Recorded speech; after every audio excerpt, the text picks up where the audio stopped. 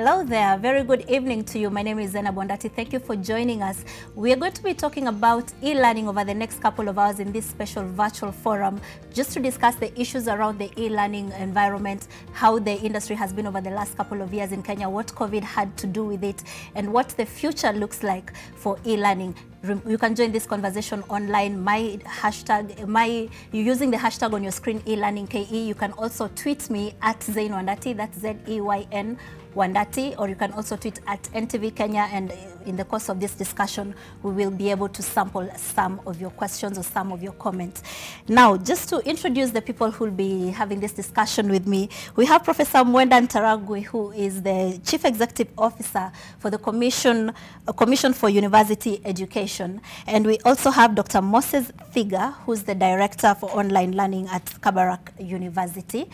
And we have Professor Ndirangu Kioni, who's the Vice Chancellor at Dedan Kimathi University of Technology. And last but not least, Professor Laban Airo, Vice Chancellor, Daystar University.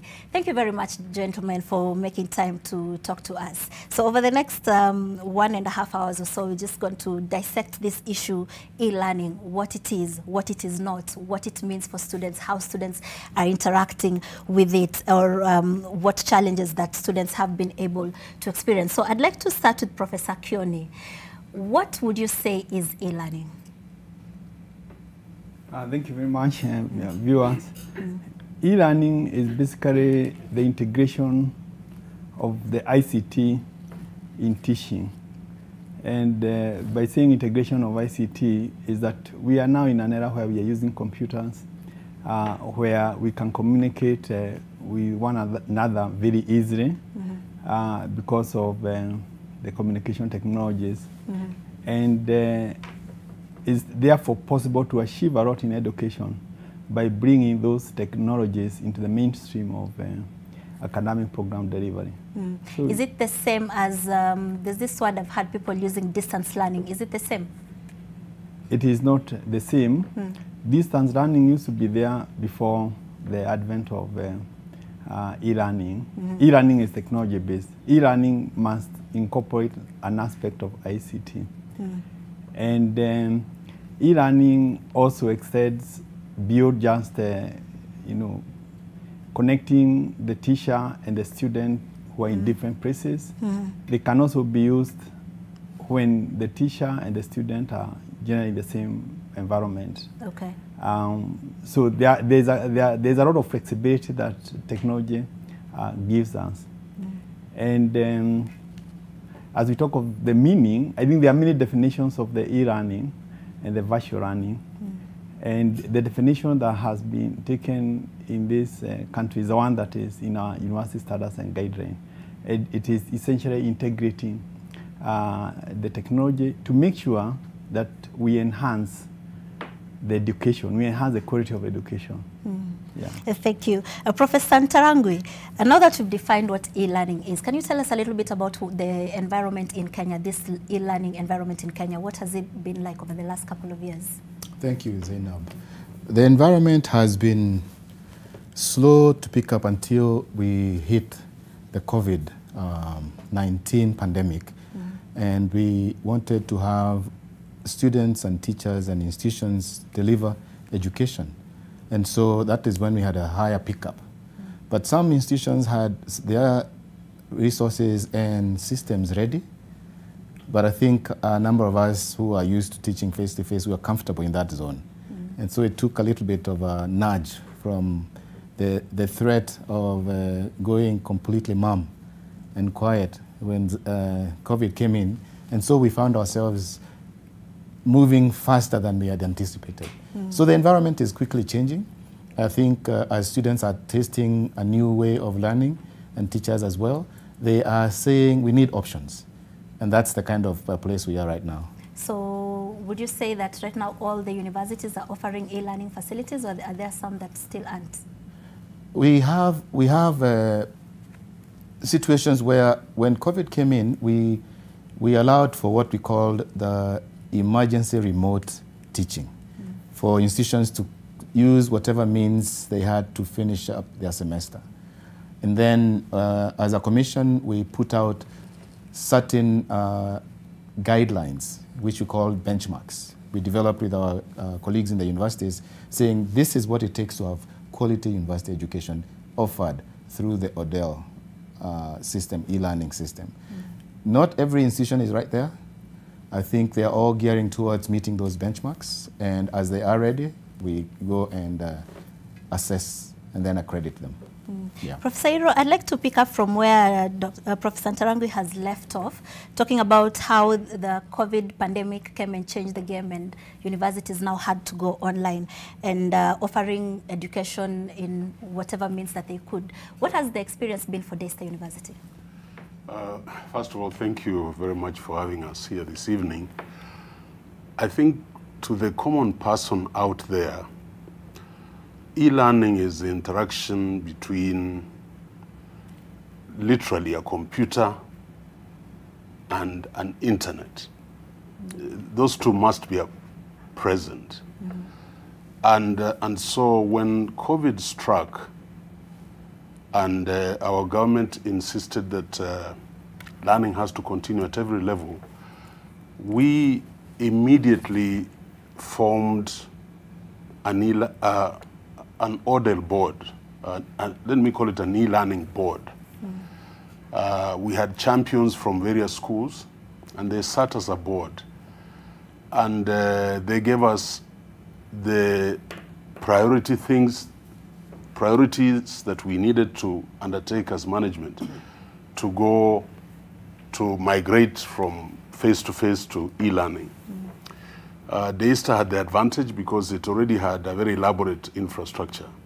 In fact, COVID was a blessing in a wicked way to us, because then we realized we have all this infrastructure. We are a university of 5,000 students, and we have more than 1,000 computers. So even inside Daystar itself, the ratio is just 1 to 5, but in addition, most students have their own laptops. Yes. So it was very easy. The computer aspect was already available. We had a platform, there's the open source platform Moodle, which we were using, but we're not using it well. So we exploited that, and we formed a board. We engaged in capacity building. I went to the US together with the director of ODEL, and we did benchmarking, and then we came on board. Yeah. So do you have all of your students, all of your students, were they able to participate in this online In fact, you'll be surprised, on the onset of COVID, we had about 85% migration. 15% were students far-flung out there.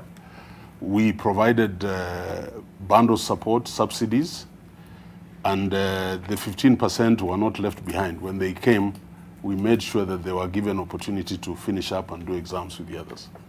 Yeah. Okay. Dr. Thiga, I'd like to hear a little bit about Kabarak University. One of the things that people say about online learning is that it brings out the disparity between the students, those who can afford the internet, those who can afford the laptops, versus those who come from very poor backgrounds who are not able to join these lessons online. How were these group of students accommodated? Thank you, Zainab, and thank you for having us here this evening. E-learning indeed brings out the disparities because it relies on technology, the access to a computing device, access to reliable internet. We know the situation in our country. We do not have reliable internet access everywhere. We have economic disparities across the country. So at Kabarak University, we suffered this, in that when we went fully online during the COVID period, a good number of our students were not able to proceed, and for circumstances that were beyond their control and beyond our control. So yes, we suffered. However, as Professor Iro said, we also made arrangements to catch them up when face-to-face learning resumed. And we still suffer the same disparities even when you try and do the ongoing blended learning. You still have to take into account that not everyone has all these devices, not everyone has the internet access. But we partnered with the likes of Safaricom to get affordable bundles, and that's how we made it. I'd like to hear more about how you're catching up these students, because it feels like the teacher has to do the same thing twice in order for these students to catch up. How exactly are you catching them up? we give them an opportunity, one, to study up to the point they can study. And when it came, for example, to the online exams, that was the most difficult part of the entire experience. And we allowed them to defer an exam and come back and do an exam face-to-face. So we had special examinations immediately when face-to-face learning resumed. So, but for those who are not able to totally attend classes, they did have to come and join the learning when it resumed face-to-face. Okay, we'll be taking a break shortly, but before we do that, I'd like to circle back to Professor Ntarangwi and just look at from where you sit as a regulator. If you look at all the challenges that you've had from them, the things that they've had to try to do in order to keep education going, what lessons would you say that the country has learned from what the virtual learning environment was like before and what it became when COVID hit? What lessons would you say that the country has learned, and has that affected the policy or the regulatory framework in any way? Thank you, Zainab. That's a very, very good question. We do realize that there is great need to invest heavily in ICT. Of course, compared to our countries in the region, Kenya has an edge. But for us to meet the demands and the growth of the knowledge that we need to survive, we need to heavily invest in ICT. Number two, COVID has taught us that your homegrown solutions are your best solutions. Don't wait for other people to fix things for you. When your systems don't work, your entire infrastructure collapses.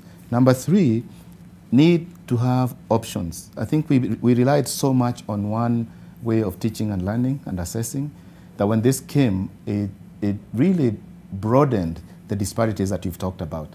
Instead of investing in options so that students, teachers, institutions, researchers have options of what to use and when, I think we ended up just relying on one way. So it's ICT investment, build on the indigenous on your own, and give people options.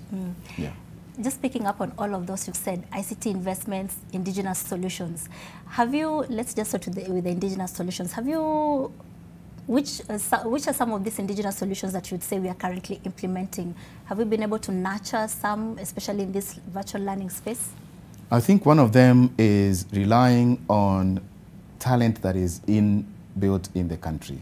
So if you want to build an infrastructure, what kind of ICT expertise are you using?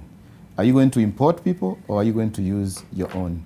And use your own that also can find ways of making what you have work. And we've seen a number of this, especially when it comes to innovations that we've seen from low-level high school to college to university. When we have those kinds of innovations, how do we support them to fruition, rather than just be showcases? You know, oh, you've done something that can move this to this. No, how do we invest in them to grow them? Because those are done by people who have knowledge from within. Yeah. Professor Kioni, do you have any, I can see everyone wants to. I could give an example of what Professor Mwenda has said about relying on our own capacity, our own human resource. Yes. We were able to shift very quickly to the online teaching platform and to even conduct graduation, basically because we had the capacity, we had the staff capacity to be able to manage the technology. And there was a lot of innovation in shifting from what we are doing before, trying to create all these platforms, and even trying to have a graduation within days. And this was done in a matter of 2 weeks, because we said we are not going to reschedule our graduation, we continue with it. And we were able to manage it in-house based on the capacity that was already there. So that's one of the things. And that enabled us to have a solution for our students. And also to enabled our students to go ahead and graduate and, be ready to work. Yes. Yeah, but maybe one other thing about the lessons learned. The world has changed. COVID-19 changed the world. And they also changed the way ICT is used in education. So I don't think we have any choice other than to move forward and integrate ICT in our teaching. Yes. I can see Professor Iro also had something to share about this. Yeah, I just want to First of all, as a country, we have an agency, KenNet. KenNet was so critical for the competitive edge we possess in this region. Internet connectivity to all universities, colleges, and research institutions was already in place. And they also helped liaise between universities and Safaricom and other providers for subsidized bundles. Those are innovative solutions. As my colleague has said from Dedan Kimathi, at Daystar, all the live streaming, whether it is chapel, whether it is graduation, we never contract outside people. It's the students themselves doing it. And their capacity is just amazing. So I think we can move. What we need to do is increase the R&D aspect from the national budget. Most of the universities have the capacity. We have young men and women who are actually natives of this digital age. Yes. And they are raring to go. So if supported, we will move forward. Yeah.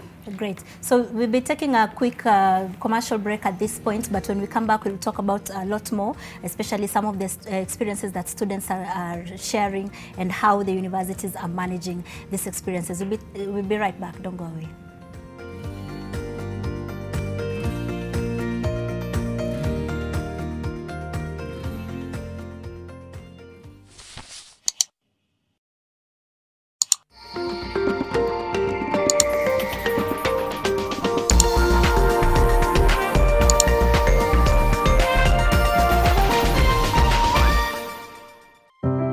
Unajua ni familia, when you face a challenge, you're not alone.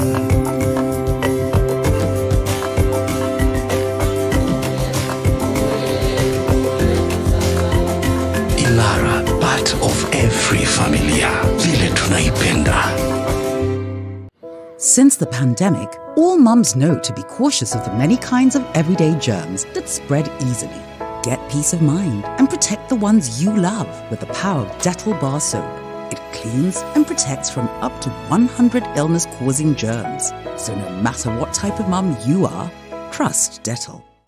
Dettol antibacterial soap 60 grams is now 50 shillings. While prices of most items are skyrocketing, your favorite peanut butter is now available at reduced prices. It's made with 100% pure peanuts and a rich source of omega-6, helping you grow healthy and happy kids. Buy and enjoy Blue Band peanut butter at reduced prices today. Made possible through local farming in Kenya. It shouldn't be too cold or too hot. If she cries, let her suck on the pacifier and make sure you change her nappy on time. More people keep getting involved in this issue. The problem is, the suspects have opened their mouths and mentioned a lot of people. Look who just joined the list of suspects, can you believe it? No one other than the First Lady. That's exactly what worries me as we're talking about government involvement, Mr. District Attorney. So I need to talk to Anna Milena. Paloma, please get hold of Anna Milena, please. Please get hold of her and I must ask her for forgiveness. I need to ask my family's forgiveness. Makasembo by LabFund is a low-cost housing project in Kisumu City, offering 1, 2 and 3 bedroom modern solar-powered apartments. Starting price for the apartments is Kenya shillings 1.8 million. For more information, contact us through the details on your screen.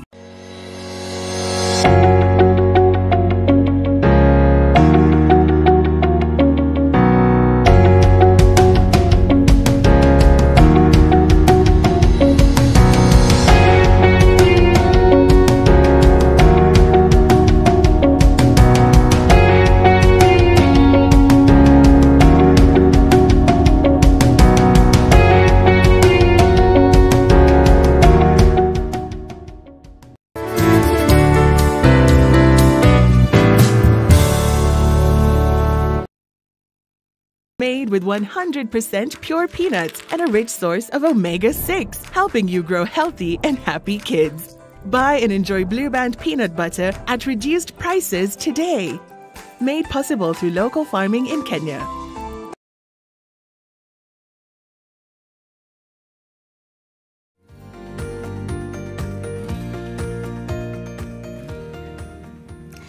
Welcome back. If you're just joining us, we have this virtual forum to discuss e-learning, the environment in Kenya, what challenges are faced, and what the future looks like for the e-learning. Remember, you can join this discussion virtually. The hashtag is on your screen, e-learning-KE. You can also engage me at Zainwandati on Twitter. You can also engage at NTV Kenya, and we'll be able to sample some of your questions. Now, Dr. Thiga, I know you want to comment on what Professor Ntarangwi said before we went on break, but as you do that, I'd also like, there's a question that has come up that maybe you could pick up. How the online environment has affected the social skills of the students. You know, when you're sitting in a classroom, you get to learn how to talk to people, you get to learn maybe how to manage conflicts within those two small groups that you may have. But then you have a student alone at home or at work who then ni yeye tu na kompyuta na mwalimu. Any engagement akonao na wenzake, it's in that online space. Have you seen it affect the social skills of these students? Thank you, Zainab. So a quick one on, first of all, the indigenous solutions that came up in the universities. We learned that we have a lot of capacity in-house. All the training at Kabarak University for online learning was facilitated by Kabarak faculty, 100%. In previous days, we would begin looking for consultants from other universities, from outside the country, but we learned that we had a lot of capacity. People were able to record lectures, people were able to use innovative ways to teach things like mathematics, using tablets and etc. So in terms of indigenous solutions, yes, we learned we have a lot of capacity. Now to the issue of the online learning and the social skills, it does affect negatively. Human beings are social in nature. We love to see each other, to feel the warmth. There's a lot of body language that goes into communication and interaction. And when you sit in front of a device, you are disconnected by and large from the person interacting with on the other side. A common challenge we experience in our online meetings and classes is when students don't put on their videos. So you don't get to see who you're speaking to as a teacher. So it's a bit impersonal. And of course that takes away our socialization. It takes away the warmth. And for the students, they will encounter loneliness, a bit of lack of motivation to learn. It does affect very negatively the social aspect of our students. So it is not exactly a perfect learning environment for social skills, but for technical skills, in some cases, it may work. Knowing that this is a challenge, and I'd like to maybe to hear from Professor Iro about this, knowing that this is a challenge, and especially for Daystar, given that it's a communication school, knowing that this is a challenge, are there some things that maybe the university is putting in place to ensure that these shortfalls are compensated in other ways? Yeah, thank you. I think that's why we are very careful to balance e-learning with what is called blended learning. Because there is a moral ecology of any organization. We have our value system, we have our ethos, we have our character. When a Daystarian goes to a place, we expect people to see certain things out of them beyond their communication skills or their nursing skills. So the blended aspect does bring that across. And even at master's and PhD level, we integrate seminars and we make them flexible for the graduate students to come and encounter the faculty at that level. There are even people who have argued, Zainabu, that e-learning does not allow for the needed intellectual rigor that is expected. So we will get into that, but the evaluation of the whole process, even if it's writing essays or doing exams, there are credibility issues.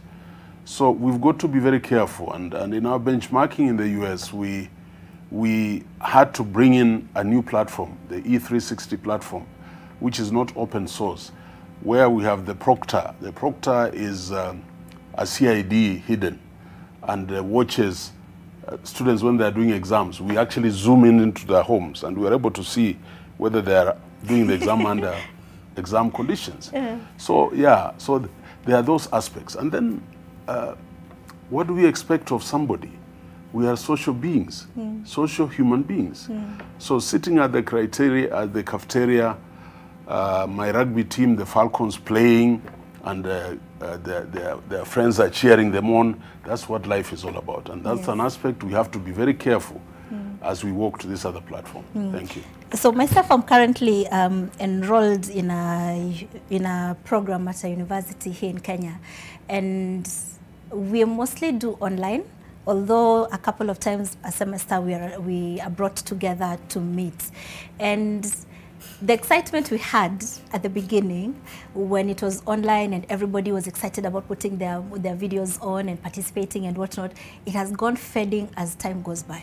So increasingly finding myself completely distracted sometimes. I can have the class on while I'm cooking or I'm cleaning or I'm on the phone with someone else, you know, things like that. How do you ensure the concentration, or how do you encourage concentration among students?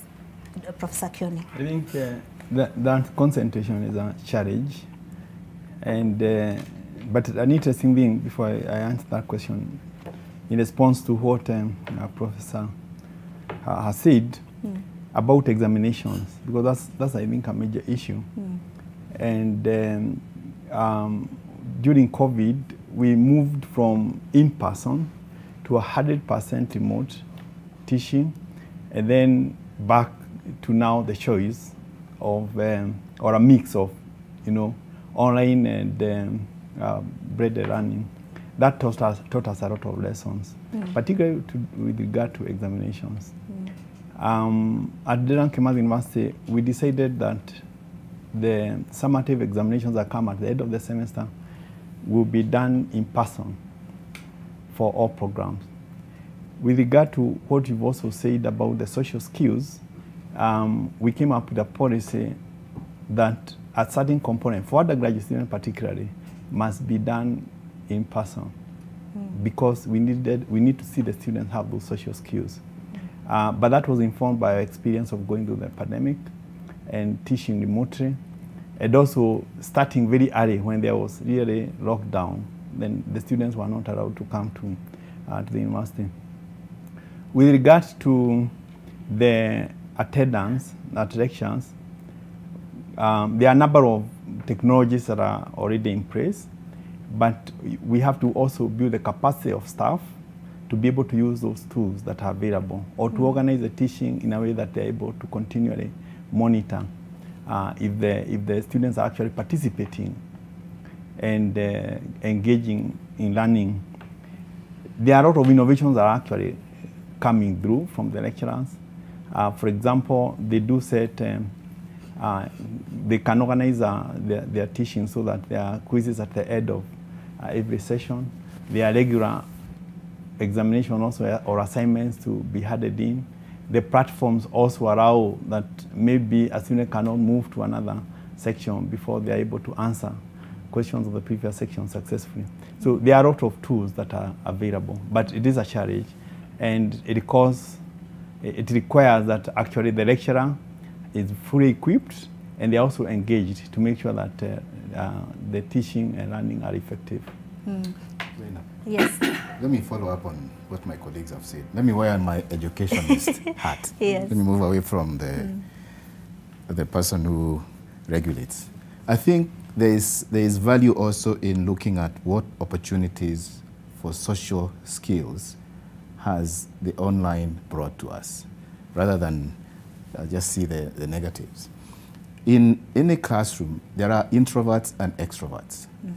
And because of our orality, oral culture, and we like people who talk, introverts process slower, or they're more keen on processing things, and they may be passed when the loud ones like us are always answering the questions. Yes.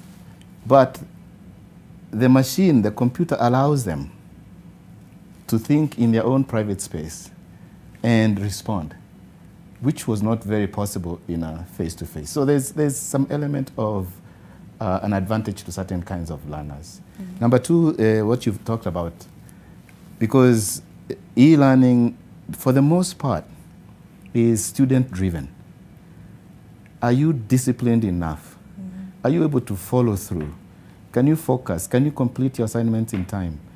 And that has to compete with many other options in this world we live in now of saturated social media and things that are always looking for our attention. So I think it is a matter of how individuals are shaping themselves for that environment. I actually asked you that because as I was talking about myself, somebody messaged me and said that's actually something he struggles with, how he would like to know how he can improve focus when he's working on his laptop so that he's not distracted by online activities or social media or any other thing.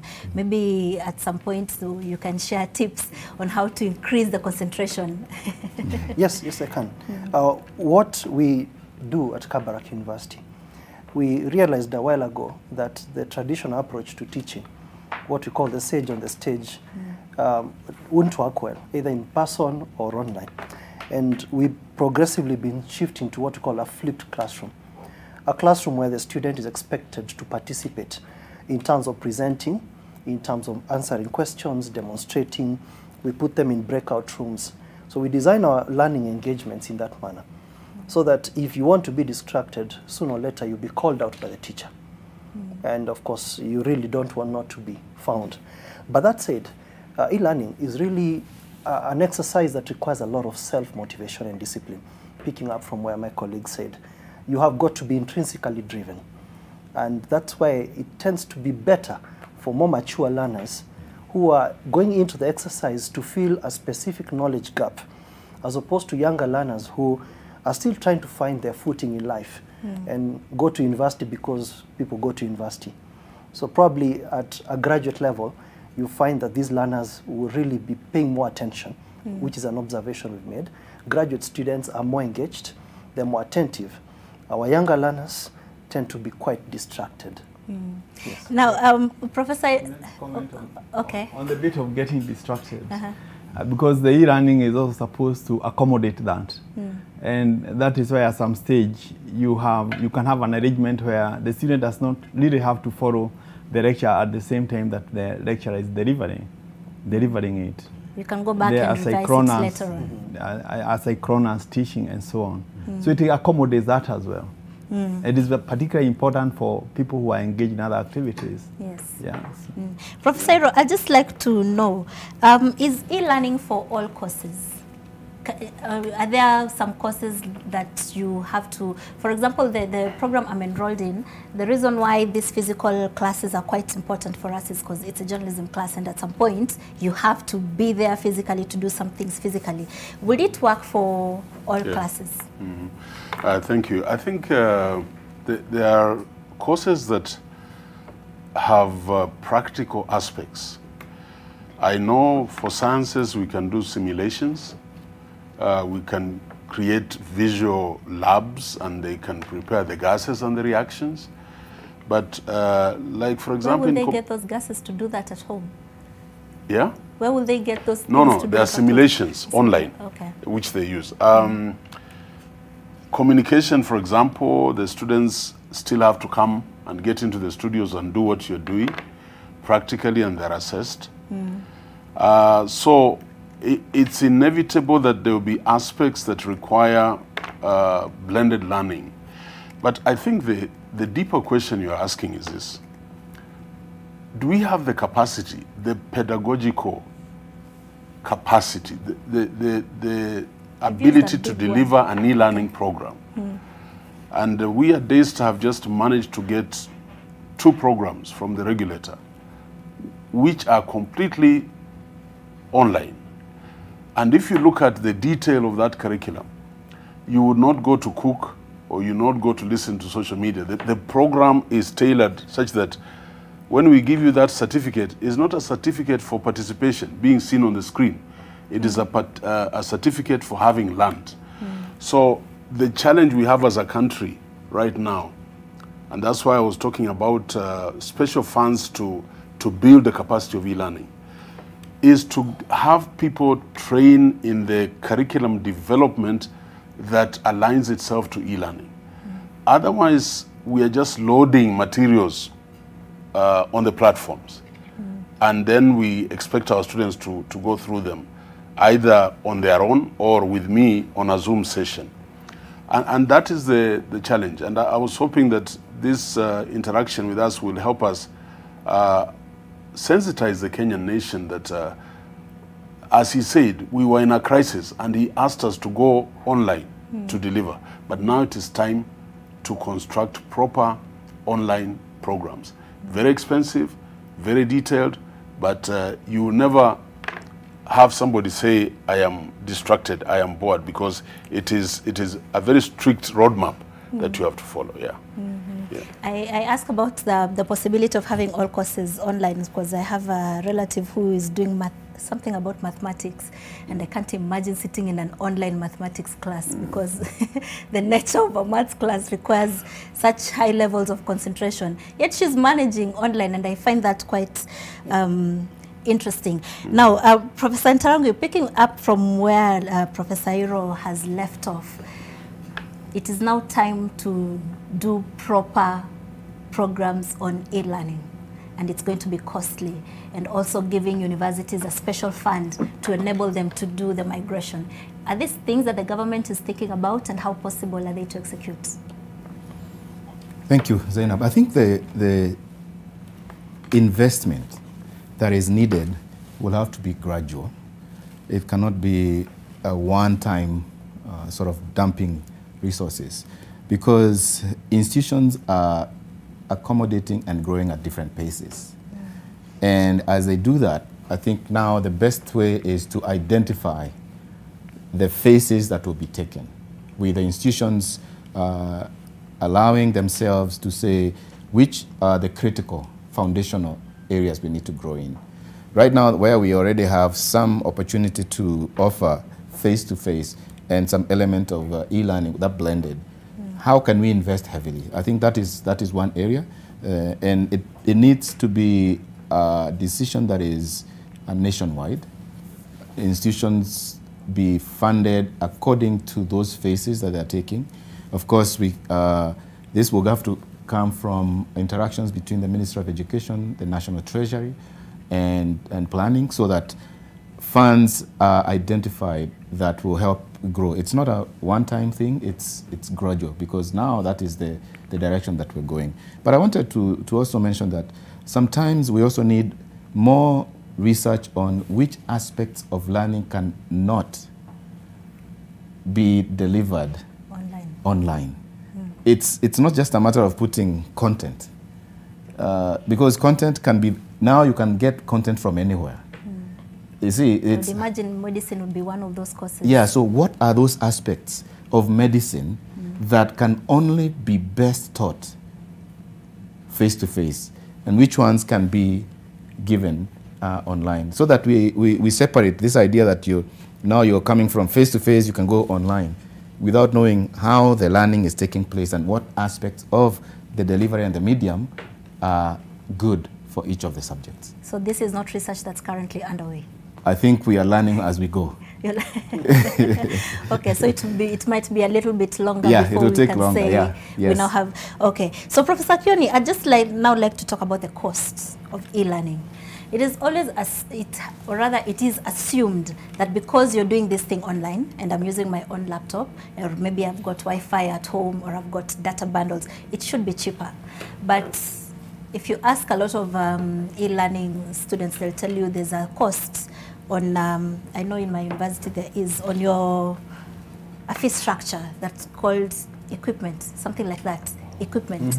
And the question we keep asking ourselves as students is, what equipment? I'm using my own laptop.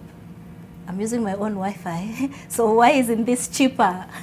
So maybe you could tell us about how this online environment is costed and why it's not as cheap as people expect it to be. Well, I think there are very different ways of looking at the cost. One, you can look at it from the student perspective. If they are doing online learning away from the university, then they have to meet the cost of internet. But if they are doing it in the university, then the university must provide extra excellent internet connectivity. So there is a cost that goes into that. Two, if they are doing it again in the university, then you must have a very good infrastructure, ICT infrastructure. You need to have Wi-Fi virtually everywhere because that's where what the students want to use. You need to also have Wi-Fi. You also need to go a little beyond that. There has to be the issues of content development. You have to look at things like the servers. You need more powerful servers actually to be able to accommodate all the material and the students who log in at whenever classes are being offered online. So there is a cost to that. But I think that cost must be looked against what is actually achieved, because you are able to enhance quality immensely. And I think that's really the trade-off. And there are also other things that a lot of flexibility that you bring into the program, which would otherwise not be possible without e-learning. Yeah, but in terms of, there's something I would like to comment regarding the courses that can actually be taught online and the ones that cannot be taught online. I think the key thing here is that we are in a transition.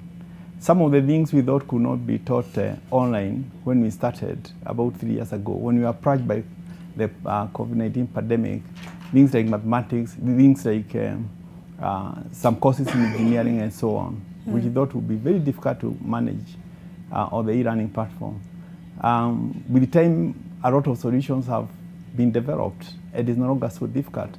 And the report we now have is that something like final year projects, for example, in computer science and IT programs, are enhanced, are better managed by managing them as on the e-learning platforms. You are able to supervise more students. You're able to get them to simulate a lot more because you don't have to use the actual materials that you would otherwise buy to create circuits in the labs and so on. There are so many things that can be done. The other question then I would ask as a follow-up to that, talking about simulations that both of you mentioned, simulations, and also you also mentioned simulations, would be, if you're doing these things online and the student is not there to interact with these things physically, would that affect their capacity to deliver in the workplace? When they go out there in the workplace and they get to see those things physically, would it affect their capacity? Actually, that's an interesting thing, because the world of work has changed. If you are designing a new system today, you first design it on the computer and you simulate it on the computer. So the student must be introduced to those technologies very, very early when they're in the university. So that when they go, that's the kind of world that they are going to find. So it doesn't disadvantage them. It can only disadvantage them if you go to an unchanging industry. But the world has changed, and the world is changing all over. So to prepare them, we must also introduce them to the... Professor Iro, just a quick follow-up on that. If you're doing programs online, does it affect the competency of these students when they go out there, especially if they're also doing the graduations online? Okay. First of all, I really wanted to chip in on the aspect of cost, because I deal with my students and they keep asking me, why hasn't tuition come down? Yes. What we are forgetting is that as you enter a university like Daystar, you find infrastructure already created. A lot of that infrastructure is based on long-term funding. And the assumption was that funds would flow in, like our storage building at Valley Road. There's a huge component that we are paying now, and it started 5 years, 6 years, 7 years ago, and we'll pay for the next 15 years. So when you talk about fees, you can't break it down to what I am doing on this piece of paper. No, it is the macro context within which the funding of a university is considered. In terms of competences, again, the capacity, like in Daystar, we had a whole department where people were not ICT savvy, compliant, age differentials. And now we're going online. You've got to spend more time in capacity building. And they have to overcome the fundamentals of technophobia. Just to make them at home with a keyboard is an effort. And then getting them to understand and use it. So there's a lot of money going through capacity. I also want to emphasize that students normally complain if they don't see value for their money. If you come to our studios at Daystar now, they have the latest equipment, digitized, 5 studios. That was not the case 3 years ago. So they are now able to be exposed to the latest technology in the US. It is already here. Yes. But do they get the competences? I think this is what university managers and even the Kenya government must worry about. Are we going to lose certain competences? We shouldn't. So we must support this area. In terms of studies, if you Google COVID studies on instruction, you'll get more than 1,000 studies currently. In fact, at Daystar, we are undertaking a meta-analysis of about 30 studies. What are the variables that actually bring out the best in terms of pedagogy on an online platform? Yes. So I would just like you to hold that thought. We're going to take another very quick break, and then when we come back, we'll pick that up on if the competencies of students who've studied and graduated online have been affected in any way. We'll take this quick break, and then we'll be back. Do not go away.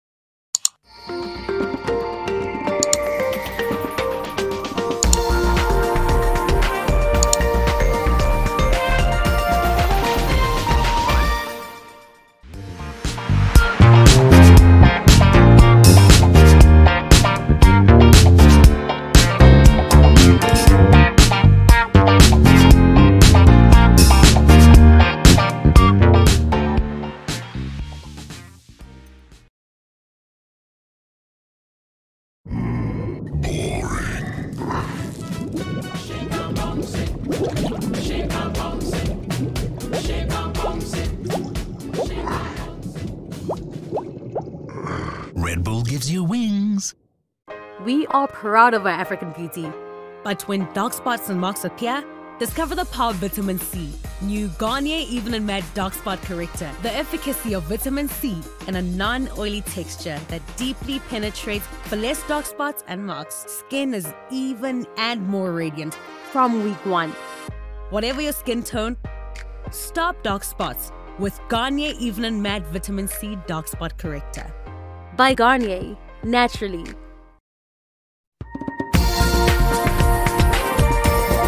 This is NTV.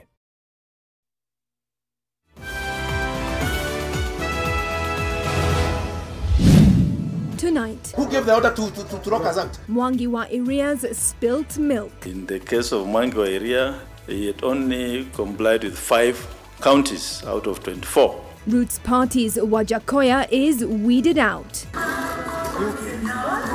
And the first candidate to get the IEBC's nod in race for State House. Also tonight, vijana wengi wako na certificate, wako na diploma, wako na degree, shida yao si ujinga, shida yao ni ajira. The political punches, the punchlines, and the promises on the campaign trail. Plus, the last respects. Leaders mourn Rabai MP William Kamoti, who died in a road accident. And also tonight, the sting of loss. Watoto wanakufa kama mbuzi. Mbuzi jamani. The young victims of Kerio Valley as bandits still call the shots.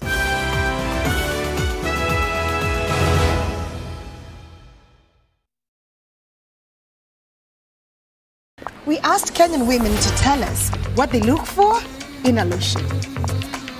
Ladies, what is most important to you when buying lotion? Smoothness, scent, glow. Today, we are testing an expensive body lotion versus an affordable one.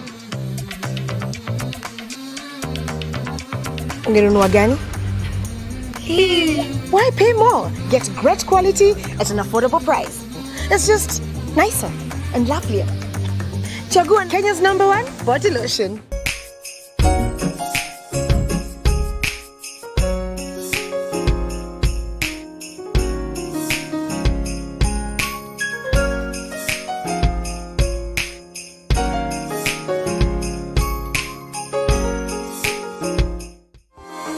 even unmet dark spot corrector.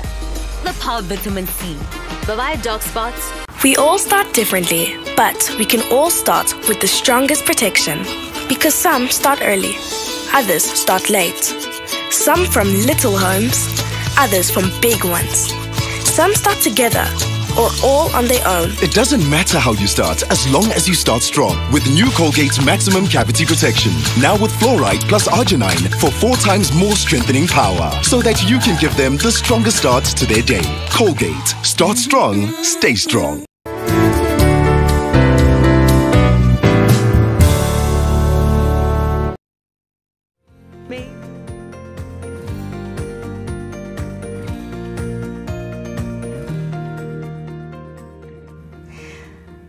Welcome back. We're glad you're still with us. We're in the last couple of minutes of this conversation, e-learning, the experiences that students and teachers are having in higher education. And just before we went on break, Professor Iro, I cut you off a little bit.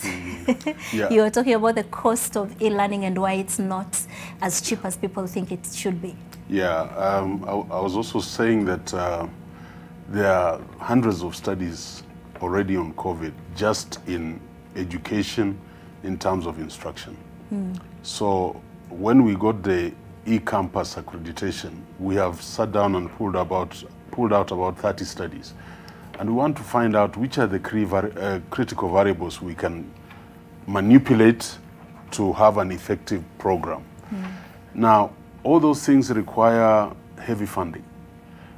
We must expand the e-library resources. In other words, we must subscribe to high-level databases globally so that my student, whether they're in the US or in South Africa, they're able to access our library. All these things relate to costs. We want to send a team to benchmark in Africa and outside Africa, because I think if we don't do that, then the worry about competences acquired will continue to haunt us as a nation. Yeah, thank you. Okay. Yes, Dr. Thiga, you also had something to say about the costs? Yes, yes. Just circle back a little bit back to funding and what we would expect the government to do. The government can really help expand internet access through the Communications Authority of Kenya. They can really help in bringing down the cost of devices so that the students are able to afford them. Those are two very important interventions the government can actually do to promote e-learning. Back to costs, a lot of students, again, as Professor Iro was saying, don't understand what goes into e-learning. It's actually more expensive to deliver e-learning as it is to offer face-to-face classrooms. You need software, you need your learning management system, you need an exam proctoring system, you need an off-campus library, you need anti-plagiarism systems, you need essentially to host that system. You need to facilitate your lecturers with internet for them to also attend those classes. So it's actually a very expensive venture. And when we finally get to where the Commission is saying true e-learning, it will also be very time intensive and lecturer intensive, in that you cannot practically manage a class of 100 on pure e-learning. You'd have to have very small class sizes to give individualized attention to your students. So you can tell that will require a lot from the lecturer. So they're going to have to teach more. So you're going to have to pay them even more. So e-learning, especially when you go towards the fully online, is actually quite a costly affair. And it's important that we appreciate it's not exactly the cheaper option. Now, I'd like to, all of you have mentioned about administering exam. I haven't, I'm still in my first semester at the university I'm in, and we haven't done an actual written exam. We've done a couple of quizzes, but at the end of this semester, we've done projects as opposed to written exams. So I haven't had an experience yet with exams online. So I'd like to hear, how exactly are you ensuring that there's integrity in those exams? We know in a physical setup, there'd be somebody invigilating, walking around the room to be sure that you're not cheating. But in an online system, how do you ensure that nobody is cheating? And maybe we could start with Professor Kione. Yes, with regard to exams, I think the university has to take a position, a decision on how to examine online and what should be examined in person. So what we have in our university is continuous assessment can be done online. And the lecturers basically use the tools available. They can set the exam in such a way that it is impossible for the students to basically cheat.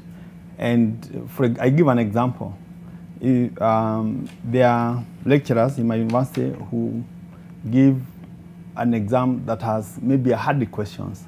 And the question that a student answers are actually selected randomly by the computer. So no two students will answer the same set of questions. So once the students know that, then it's a bit of a challenge for them to spend too much time figuring out how to cheat the system. The other bit is also that you can give assignments that really discourage students, or will basically not give room for students to cheat in examinations. But as a university, we decided, as I said, that the major exam at the end of the semester should generally be in person. And that is because our approach to using e-learning is to enhance the teaching.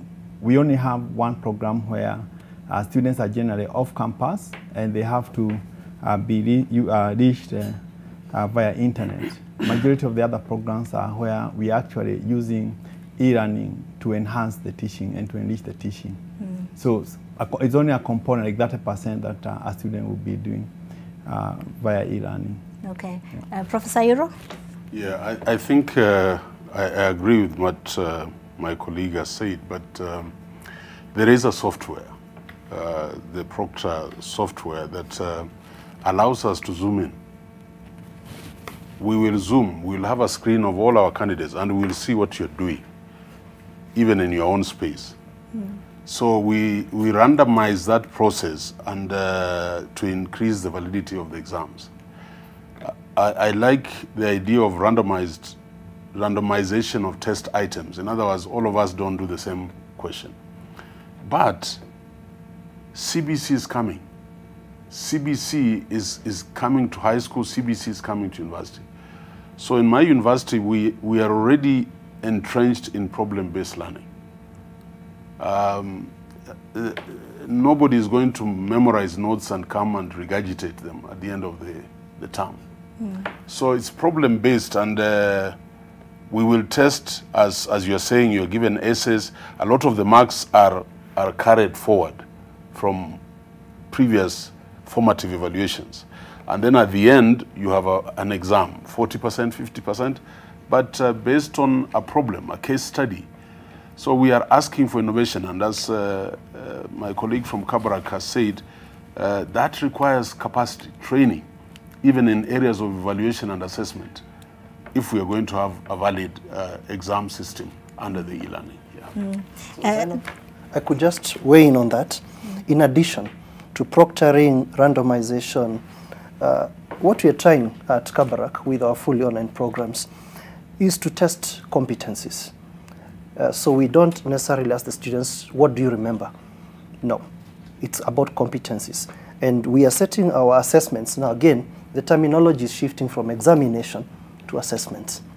So we set them at what we call the very high order Bloom's taxonomy, knowledge levels, that require you to be critical thinking, that require you to be creative, that you solve problems, like my colleague has said.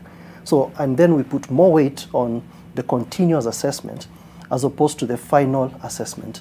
So the student has earned most of their marks before the end of the semester. What does that do to the competency? Back to a question you asked, is that the students are engaging with content to learn, and to learn to apply, not just to learn to pass an examination. So in fact, we hope to remove the concept of an exam. It's really an assessment, and the bulk of it happens while you learn. Thank you. Now, just a follow-up on that. Suppose you're sitting in, he talked about deciding which aspects of the exam will be physical and which aspects will be online. Suppose it's an online exam. The systems that you're talking about, will they be able to know if I went quickly to Google to Google what the question is asking me, or if I quickly went to WhatsApp to ask my classmates, because students have WhatsApp groups now, to quickly ask my classmates, what do you think this question is about? Yes, some will, some won't. But the ultimate cure for that are questions for which no answers can be found on the internet. And that's where we are going. There are things you cannot Google. So that's where we are taking our exams and assessments. But technology has its limitations and its capabilities as well. Okay. Professor Ntarangwi, yes. They talked about investments and what the research that is required. Now, just like you to tell me from a regulatory, from a government standpoint, what does the future of e-learning look like? Maybe in the next 5 or so years, what will it look like?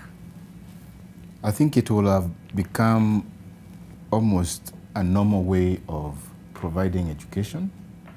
You see, right now, we still have that baggage, if I can call it, of face-to-face. We sometimes wonder if it is the same quality as e-learning is the same quality as face-to-face, if we are ready for it. But it's going to become, I think Professor Kioni has mentioned that industry has changed. And so if we continue to hold on to something that we think is comfortable for us, we will be doing a disservice to our students. But that has to be taken into consideration when we have invested heavily, I think Dr. Thiga talked about, heavily in providing access through internet and through opportunities to purchase or have access to the gadgets. Because again, we don't want to have this disparity, where the people with the gadgets are the ones who have a better education experience than those that do not have. Have you been able to maybe do some kind of scoping analysis on how many of these students are we talking about who would require more assistance to be able to access these e-learning facilities? There was a survey that was done by leaders in the public universities, and 15% was the numbers they had, where students needed some form of assistance, access, bundles, and gadgets. But that was, I think, a while ago, almost a year ago, when we were in the thick of COVID. It is my hope that we have improved those numbers so that as many students have access to those. Government itself does not have a plan to... Yes, just one moment. I just like Professor Ntarangwi to finish this line of thought. Yes. Government itself does not have a plan to assist these students? It has through agencies. I know, for instance, the Higher Education Loans Board has been working so that students can get laptops as part of their loans. Okay. And that gives a better platform for this kind of access. Yeah. Professor Kioni, you wanted to say something? Yes, indeed. Regarding the issue of devices, I think we need to look at that as an opportunity for the Kenyan economy. In this respect, we have close to 1 million students in universities, a lot more than that. A big number also in TVET institutions, and all of them require devices. So we are talking of an annual demand just from those young people of close to 1 million devices. Currently, most of them use second-hand devices. We have the opportunity to manufacture them in Kenya and create jobs. And if we did that, then the access to internet and the use of the infrastructure that's already available in the country would be a lot higher. As we speak, we have quite a bit of idle capacity that is not being utilized. And then the other thing that would happen is that we can stimulate and manufacturing economy for the devices, and at Dedan Kimathi University we already have that kind of infrastructure to do that. And we would also be able to push our young people into the digital era. A lot of jobs are being created in the ICT sector. Very, very good jobs.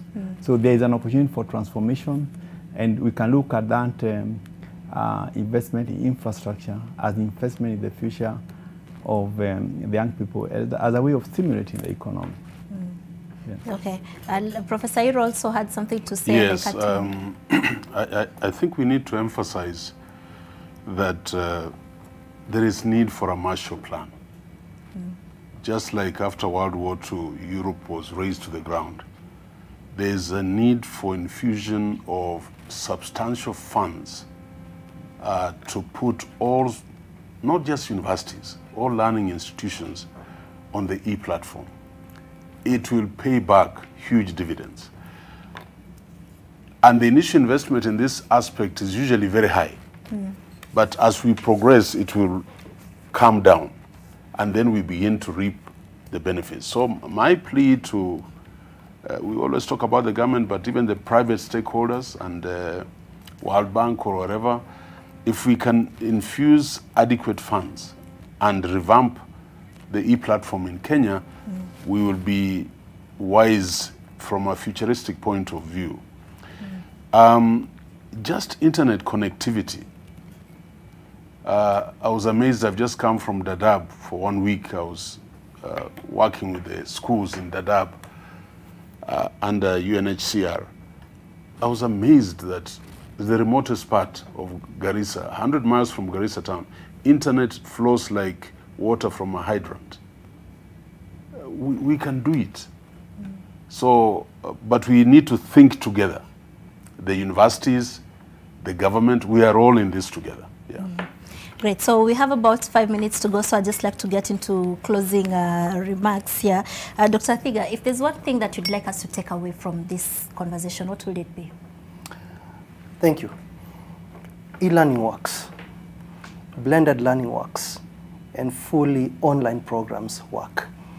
They are not a panacea, they are not for everything, they are not for everyone, but they most certainly work. And the most commendable thing that our government has done for us through the Commission for University Education is to take a bold move to accredit the offering of fully online programs. That in itself is an important statement coming from the regulator. In addition to that, there will be need going forward for a common understanding, a consistent approach to what is supposed to be learning. The issues of student engagement you raised, the issues of assessment, you know, the issues of technology. We all need to offer a consistent flavor of e-learning. And we are also looking forward to further developments from ourselves and the regulators in that respect. Dr. Kioni, what would you like us to take away? Professor Kioni, what would you like us to take away from this conversation?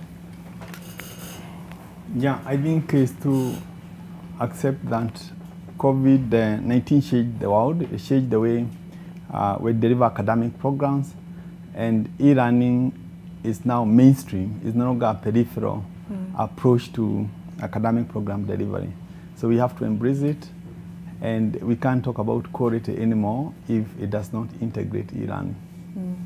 Okay, Professor Iro, what would you like us to remember? I think my parting shot is that the future is here with us.